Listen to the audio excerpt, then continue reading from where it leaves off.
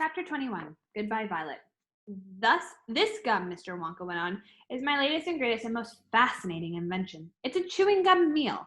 It's it's that tiny little strip of gum lying there as a whole three-course dinner all by itself.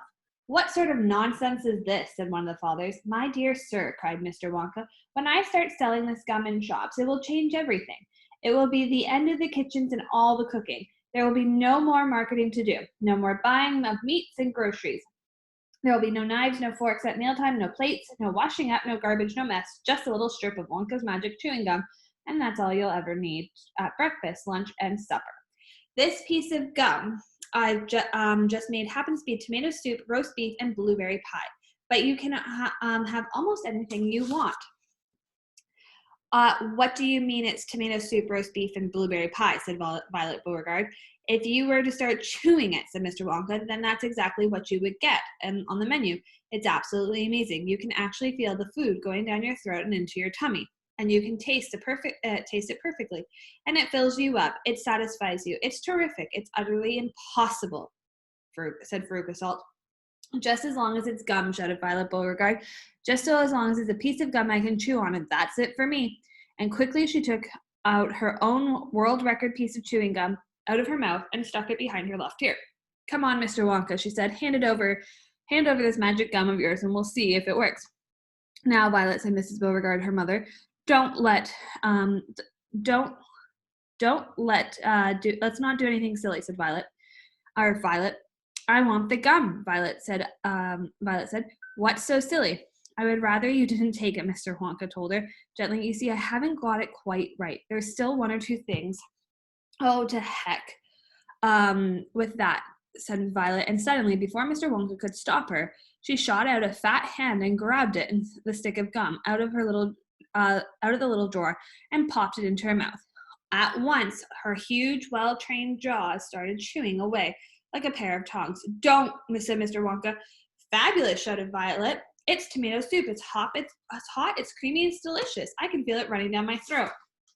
Stop, said Mr. Wonka. The gum isn't ready right yet. Is not right. Of course it's right, said Violet. It's working beautifully. Oh, what a lovely soup this is. Spit it out, said Mr. Wonka. It's changing, shouted Violet, chewing and grinning both at the same time. The second course is coming up. It's roast beef. It's tender. It's juicy. Oh boy, what a flavor. The baked potato is marvelous too. It's got a crispy skin, and it's filled with butter inside. But how interesting, Violet, said Mrs. Beauregard. You're a clever girl. Keep chewing, kiddo, said Mr. Beauregard. Keep right on chewing, baby. That's a great day for the Beauregards. Our little girl is the first person in the world to have all chewing gum meal. Everybody was watching Violet Beauregard as she stood there chewing the extraordinary gum. Little Charlie Bucket was staring at her absolutely spellbound, watching the huge rubbery lips as they pressed and unpressed the chewing gum, and Grandpa Joe stood beside him, gaping at the girl. Mr. Wonka was wringing his hands, saying, No, it isn't ready for eating. It isn't right. You mustn't do it. Blueberry pie and cream, shouted Violet. Here it comes. Oh my, it's perfect. It's beautiful. It's exactly as though I'm swallowing it. It's as though I'm chewing and swallowing a great spoonfuls of the most marvelous blueberry pie in the world. Good heavens, girl, shrieked Mrs. Beauregard suddenly, staring at Violet. What's happening to your nose? Oh, be quiet, Mother. Let me finish, said Violet. It's turning blue, screamed Mrs. Beauregard. Your nose is turning blue as a blueberry. Your mother's right, shouted Mr. Beauregard. Your whole nose has gone purple. What do you mean, said Violet, still chewing away. Your cheeks, screamed Mrs. Beauregard. They're turning blue as well. So is your chin. Your whole face is turning out blue. Spit out that gum at once, ordered Mr. Beauregard. Mercy, save us, yelled Mrs. Beauregard. The girl's going blue and purple all over. Even her hair is changing color. Violet, you're turning violet. Violet, what is happening to you? I told you I hadn't got it quite right, said Mr. Wonka, shaking his head sadly. I'll say you haven't, cried Mrs. Beauregard. Just look at that girl now. Everybody was staring at Violet, and what a terrible, peculiar sight she was. Her face and hands and legs and neck, in fact, all the skin all over her body, as well as her great big mop of curly hair, had turned a brilliant purplish blue, the color of blueberry juice. It always goes wrong when it comes to dessert, said Mr. Wonka. It's the blueberry pie that does it, but I'll get it right one day, and you wait and see. Violet, screamed Mrs. Beauregard, you're swelling up. I feel sick, said Violet. You're swelling up, Mrs. Beauregard said again. I feel most peculiar, gasped Violet. I'm not surprised, said Mr. Beauregard. Great heavens, girl, screeched Mrs. Beauregard. You're blowing up like a balloon, like a blueberry, said Mr. Wonka. Call the doctor, shouted Mr. Beauregard. Prick her with a pin, said one of the fathers. Save her, cried Miss Beauregard. Wring your hands. But there was no saving her now. Her body was swelling up and changing shapes at such a rate that within a minute she turned into nothing less than an enormous round blue ball, a gigantic blueberry, in fact, and that's all that remained of Violet Beauregard herself, was a tiny pair of legs and tiny arms sticking out of the great round fruit, and a little head on top. It always happens like that, sighed Mr. Wonka. I've tried it 20 times in the testing room and on 20 different Oompa Loompas, and every one of them finished up as a blueberry. It's most annoying. I just can't understand why. But I don't want a blueberry for a daughter, yelled Mrs. Beauregard. Put her back to what she was this instant. Oh, Mr. Wonka clicked his fingers, and 10 Oompa Loompas appeared immediately at his side. Roll Miss Beauregard into the boat, he said to them, and take her along to the juicing room at once. The juicing room, cried Mrs. Beauregard. What are you going to do to her there? Squeeze her, said Mr. Wonka. Wait, we've got to squeeze the juice out of her immediately. After that, we'll just have to see how she comes out. But don't worry, Mrs. Beauregard. We'll get her repaired if it's the last thing we do. I'm sorry about it at all. I really am. Already, 10 Oompa Loompas were rolling the enormous blueberry across the floor of the inventing room towards the door that led to the chocolate river, where the boat was waiting. Mr. and Mrs. Beauregard hurried after them, and the rest of the party, including little Charlie Bucket and Grandpa Joe, stood absolutely still and watched them go. Listen, whispered Charlie. Listen, Grandpa, the Oompa Loompas in the boat outside are starting to sing. The voices of hundreds of them singing together came loud and clear into the room.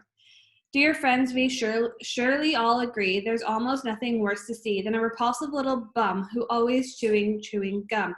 It's very near as bad as those who sit around and pick their nose. So please believe us when we say that chewing gum will never pay. The sticky habit bound to send the chewer to a sticky end. Did anyone you ever know a person call Miss Bigelow?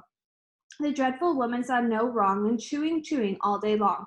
She chewed while bathing in a tub. She chewed while dancing at her club. She chewed in church on the bus. It really was quite ludicrous. And when she couldn't find her gum, she'd chew up the linoleum, or anything that happened near a pair of boots, the postman's ear, or other people's underclothes. And once she chewed her boyfriend's nose. She went on chewing till at last her chewing muscles grew so vast that from her face her giant chin stuck out like a violin. For years and years she chewed away, consuming 50 packs a day, until one summer's eve, alas, a horrid business came to pass. Miss Bigelow went late to bed. For half an hour she lay and read, chewing and chewing all the while, like some great clockwork crocodile. At last she put her gum away upon a special little tray, and settled back and went to sleep. She managed this by counting sheep.